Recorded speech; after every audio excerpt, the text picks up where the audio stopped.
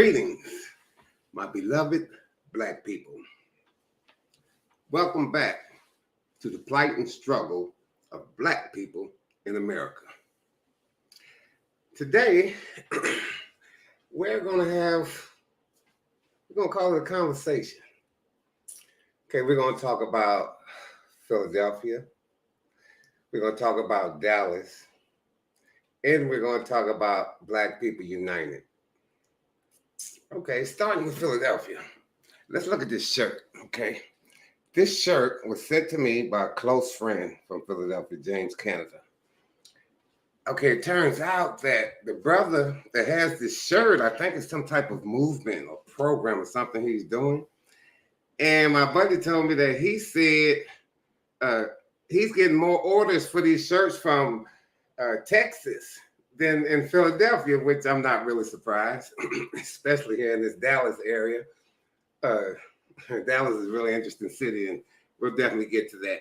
But I like to talk about Philly for a little bit more. Okay, now they say Philadelphia is the city of brotherly love.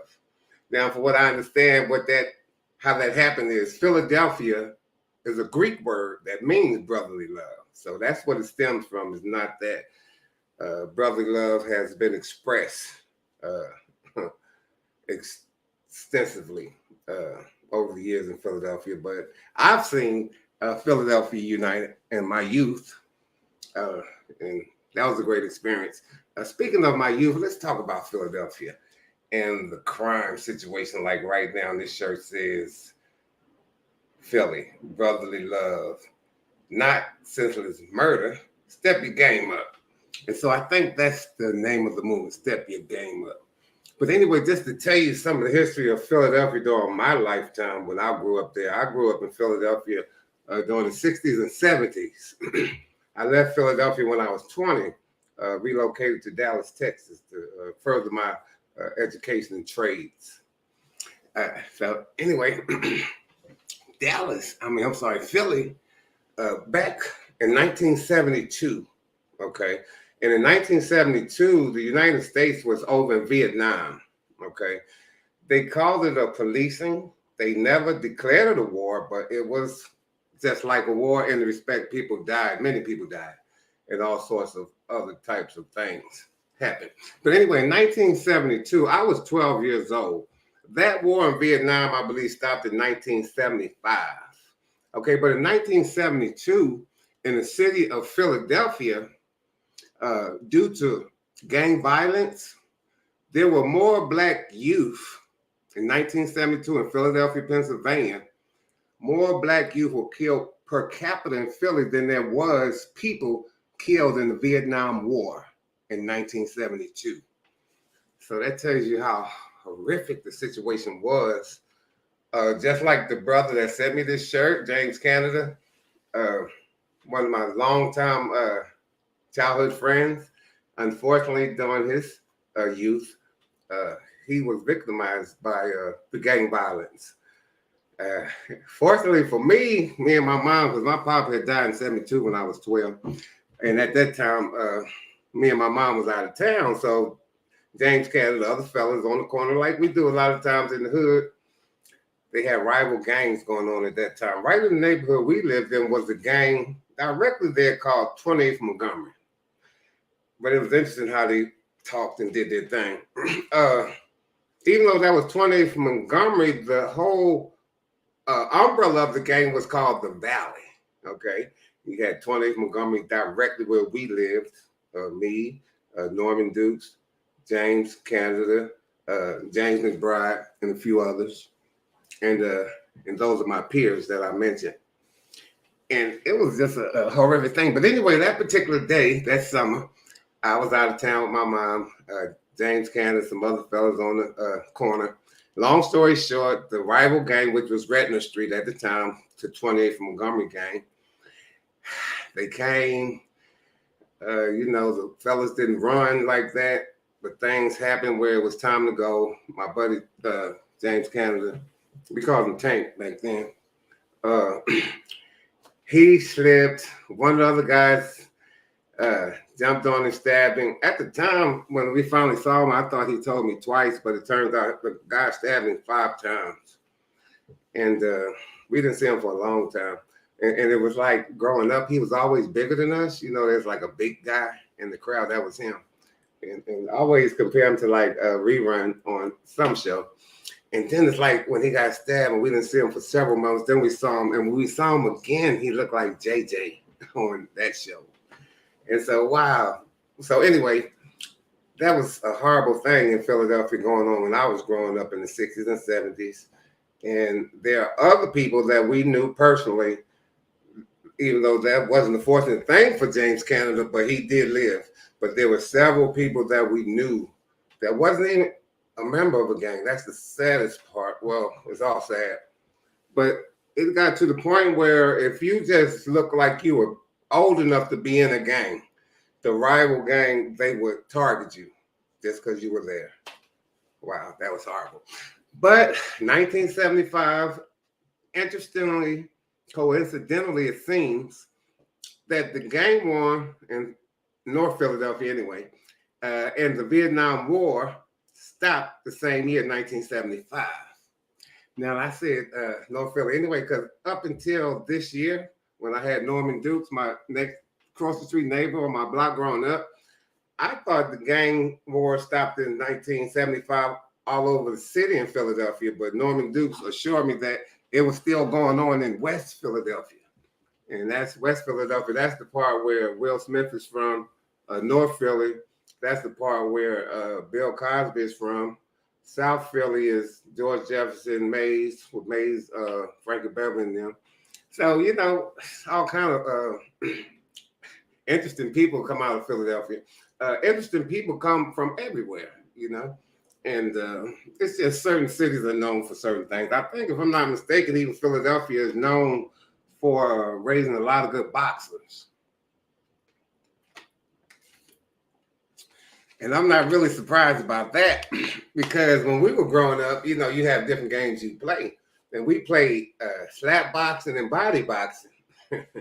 Body boxing was when, you know, you act like you're fighting, but it's, you know, friendly. But you hit as hard as you can and all of that. Body boxing is just the body only. You know, anywhere from the legs up to the shoulders, I guess, but no face. Then slap boxing, we would play that too. And that was when it was face and head only and no body. But your hands wouldn't be balled up, you'd be slapping, you know, if you can get in. So that's why I'm saying I'm not surprised that Philadelphia created a lot of boxers because that was a part of the lifestyle. You always had a situation with your hands up doing some things because that was a way of life growing up then. But speaking about the 60s and 70s, this is something I noticed, okay? See, music is a very significant and important thing, okay? And to a people, and I suspect especially Black people. And one thing about music and dancing, they go together, okay? Now, this is what I noticed after the 60s and 70s.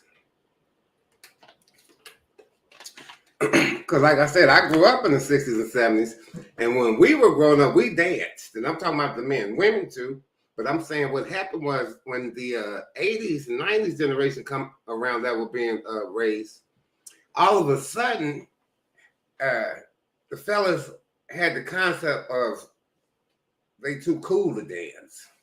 You know, like dancing ain't for those that's cool, that kind of thing. See, and that kind of make me think about, you'll hear stuff about these people that don't like us.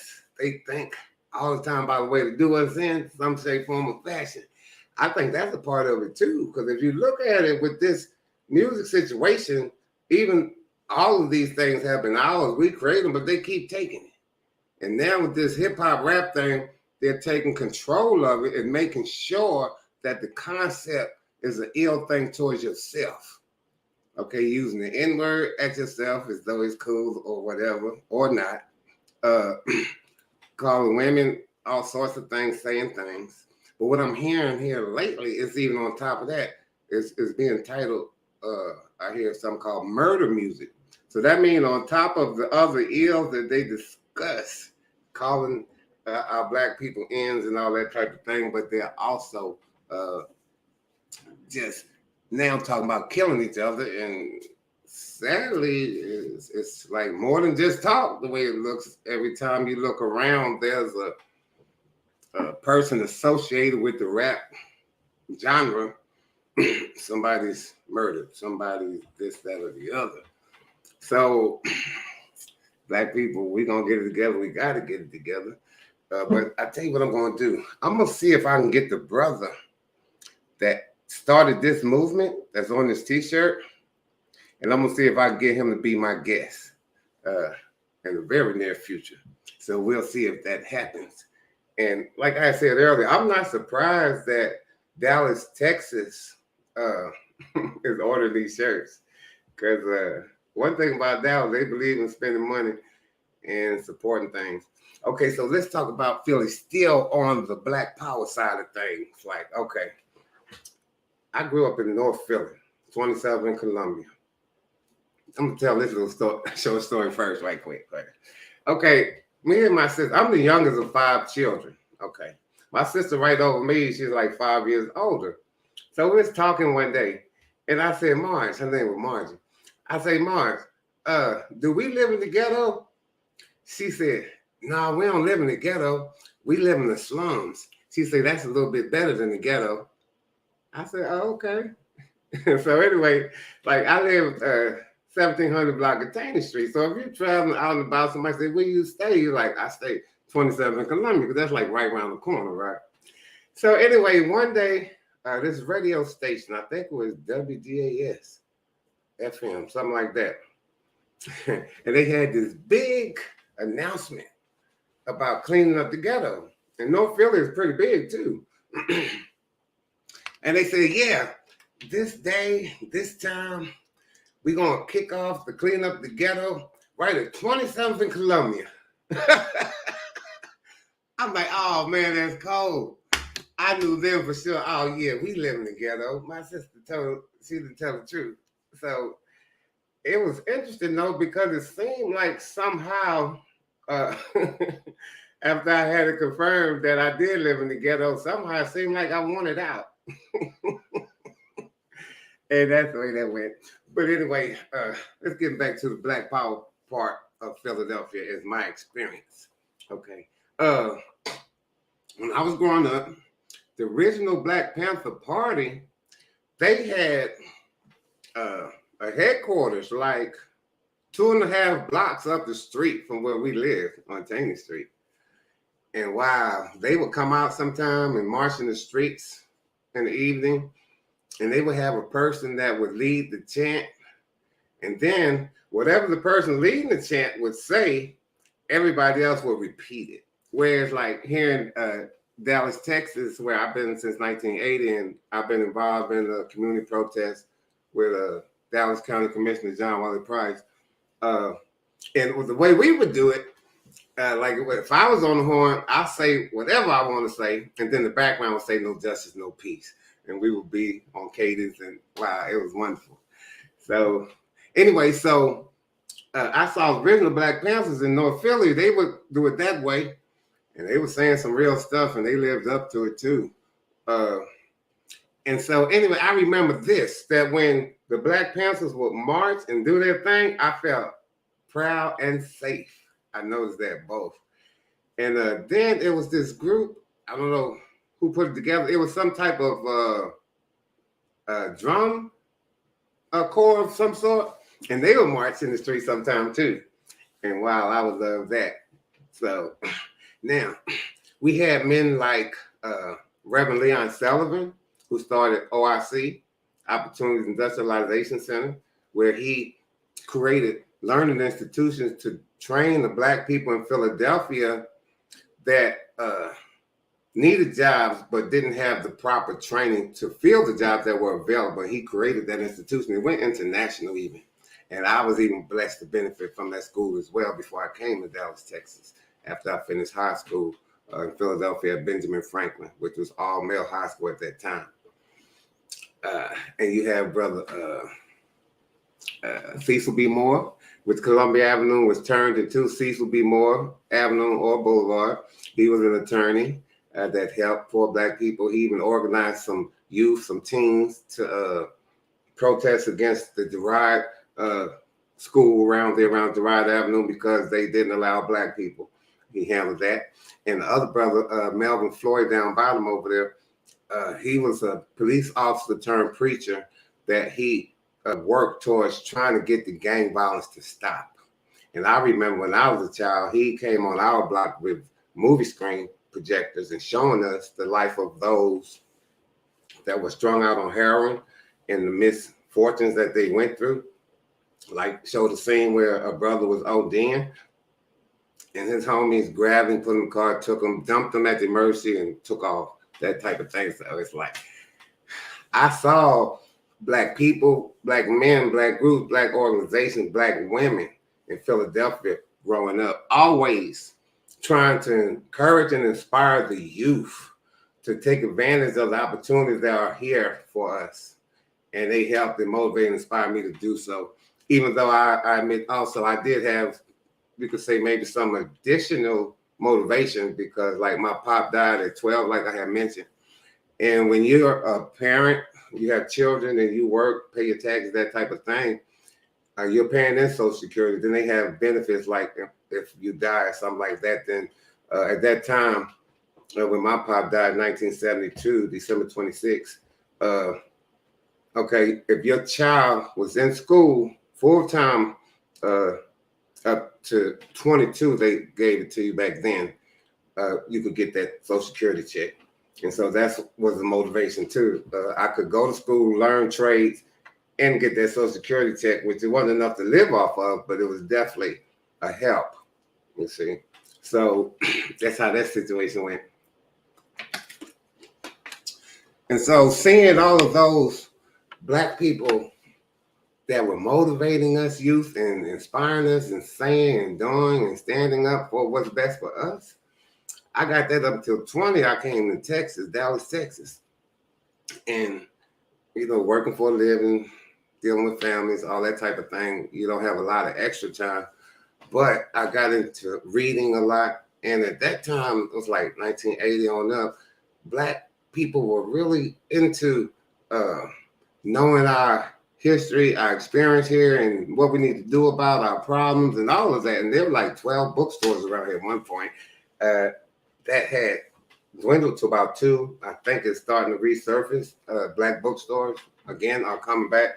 As a matter of fact, speaking about black bookstores, a good friend of mine, Mayhem the Mentor, he's writing a 4-book series on Black history. And his first one is Black Massacres.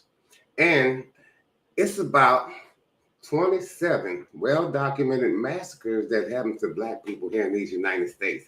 And his second book is finished, and it's called Black Excellence. So I'm really looking forward to that one as well. So it's a lot going on. Now, like I said, coming to Dallas, okay, Philadelphia got me mentally prepared and emotionally involved and connected to our plight and struggle. And it seems Dallas, Texas provided me with the opportunity to gather all the information that I needed through reading and sometimes being at places that provide a lot of good stuff. Perfect example, like Dallas County Commissioner John Wiley Price, him and a brother named James Belt and Reverend Zan Holmes, they had a thing going on at St. Luke United Methodist Community Church that every Tuesday they had a luncheon. And they brought in people from all over the nation dealing with and pertaining to our plight and struggle here in America. I wish that could come back. That was a great thing. And so a lot of great guests there, so much good information, reading, and all that. And then commissioners start getting involved in public protests. Now, I've been going to the luncheon for a while, you know what I'm saying? Anyway, I didn't jump right into the protest thing. I was like just kind of checking it out, see what they're talking about, because they started it, I think, that I know of, Channel 5 news, I think it was. And one day I finally got motivated to go. And it just so happened that day when I was going to go, something happened to the tire on my car. So I'm like this. I'm not superstitious at all. But sometimes when something happens, I'll be like, it might be a reason. Let me go and do something different than what I thought. That type of thing. And that made it to where I didn't go to the protest over there, Channel 5. And anyway, so I kept going to the luncheon. And one day, it was something that James Belt had said. I don't even remember what it was, but something he said motivated me, go ahead to the protest. And I did. And I'm glad I did too, because I ended up finding out a skill that I didn't know I had, which was chanting on that bullhorn. I was real good at it. And man, I miss those days. When we used to be protesting, it was various days, but definitely Saturdays. Man, I used to like be craving for those Saturdays. It was very addictive to be out there fighting for your people. And I loved it. So anyway, so then here in Dallas, Texas, I heard of, in West Dallas, a place called Voice of Hope Ministries. It was a Caucasian lady, Kathy Dudley, and her husband. I think she was the boss, though. And that was my first taste of volunteering, okay? And it turned out she was from the Appalachian Mountains. I think that's somewhere in, I think, West Virginia. And those are like really poor Caucasians, something like that. But anyway, she's in Dallas at that time with this nonprofit, Voice of Hope Ministries, and I got involved. And she told me that she found out about nonprofits from a black man, might have been a preacher out of Mississippi. And so at the time, I had just recently finished school at ATI, American Trades Institute, where I had went for heating, air conditioning, and refrigeration. That's the reason I came to Dallas. And the instructor there, he was my, like if you see a talk I did on 2002 on the YouTube thing, when I said my one white friend, that was that guy, that instructor. And we became friends. And at the time, that's when I had first found out about John H. Johnson's book, Succeeding Against the Odds. John H. Johnson is the founder of Ebony and Jet magazine. But anyway, so he knew I was dealing with youth. And it's all good, though. But homie, he wouldn't let that paper go, but he'd buy them books. And that was great. That was perfect, because we need books, we like books, and we did those books at Voice of Hope Ministry. Succeeding Against the Odds by John H. Johnson. That is an excellent book to check out. It's so much good information. It's an autobiography. And for me, autobiographies and biographies are my favorite readings. Because one thing I like about it, when you read those type of books, you end up finding out about some other things that's not even the subject matter, but just happen to be going on at that era, that type of thing. Like a perfect example, I think I was reading about Paul Robeson one time. And I think that's the book where it came out that Nat King Cole, he was a piano player at this club. And so the person that was supposed to sing didn't show up. So the owner like, well, somebody got to sing. And they was like, well, have him. The piano guy, have him sing. And he did. And it turned out people loved Nat King Cole's singing more than his piano playing. And that's how he even became as famous as he did, because of his voice and singing, you know. So, yeah, so that's why I love biographies and autobiographies. You find out so many different things. And not to mention, I like those because we're talking about facts, not fiction. Yeah, that's what I'm talking about. So anyway, yeah. So Dallas, Texas, it really provided me great opportunities to develop myself in the area of knowing as much as I can about my Black self, and, you know, nurturing that love for our people and that type of thing. Now, Dallas, Texas, it doesn't have a long-running history of Black people standing up and fighting. Okay, when I say long history, I'm talking about consecutive years of it. I mean, like before commissioning them, you know, it's the wars and stuff like that. But I said long running, but it does have an old history. And if I'm not mistaken, I might have got this information from Commissioner Price. I mean, like heard it from him the first time I ever heard it, because I ended up hearing it more than once. That what happened was during slavery, I believe, the slaves burned Dallas to the ground. And after that, that's when these Caucasians did black people so horrifically in Dallas, Texas, to where it's like, as though they're saying to beat the fight out of the blacks in Dallas area. You know, because for years, blacks weren't standing up and fighting for ourselves in Dallas. But don't get me wrong, the fight has been going on for some more years. Truth, you know, not just then. But anyway, I know this, and this is a little different, but I kind of wonder sometimes when you watch what the youth do, is that a sign or a symptom of something? And what I'm getting at is, okay, it was back during I think the 90s. I came in 1980 when the Cowboys was winning Super Bowls. And I think this was during one of their back-to-back Super Bowl wins. I'm not sure if the first one or second, but anyway, they had a parade downtown Dallas. But apparently, it's been known to everybody in Dallas that black people been treated harshly, because that particular Super Bowl, something clicked to where the black youth started attacking Caucasian people, youth included. And I saw one young brother on the news say, yeah, they used to do us, now this is our turn. So, okay, they hearing something about how we've been done, you see. And so that's really, really interesting, really interesting. And then after that, there must have been a second Super Bowl win in a row, because I don't think they had a Super Bowl win since then. So that's been a minute. Oh, man. But anyway, the thing of black people uniting, okay? Now, black people uniting, we definitely going to have significant communication. We're going to have significant understanding on significant things, right? So, like, let me give you an example. I hear so many times people say, this generation this generation that. And in my mind, I'd be like, okay, which generation are you talking about, right? Because it seems like there's no real thorough understanding of what a generation is. So I'm going to make it clear. Okay, a generation is 20 years, okay? Now, if a generation is 20 years, that means one of our generations is those that are in their 20s and 30s. Another one of our generations is those that are in their 40s and 50s. Then we have a generation of those that are in their 60s and 70s.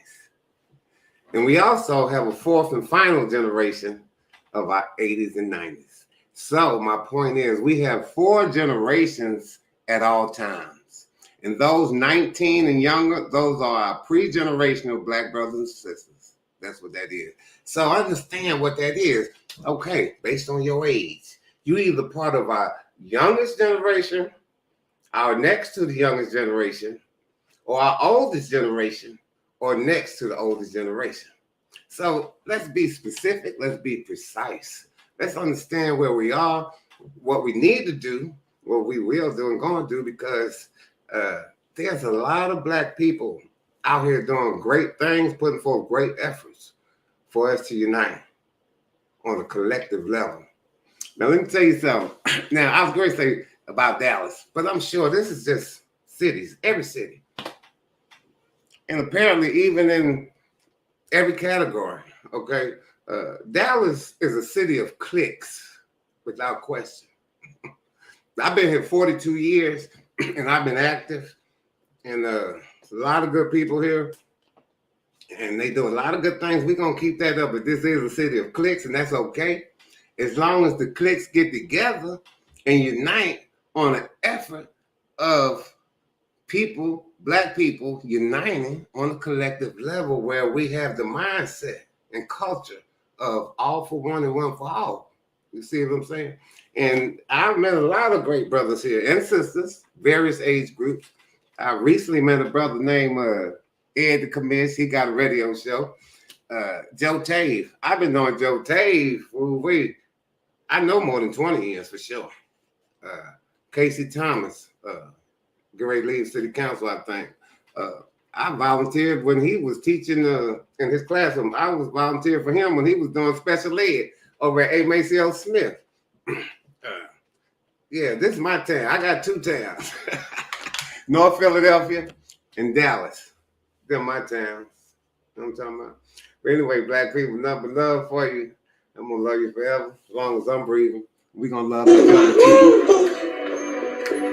Yes, we will. Wow, wow, wow, I love my people.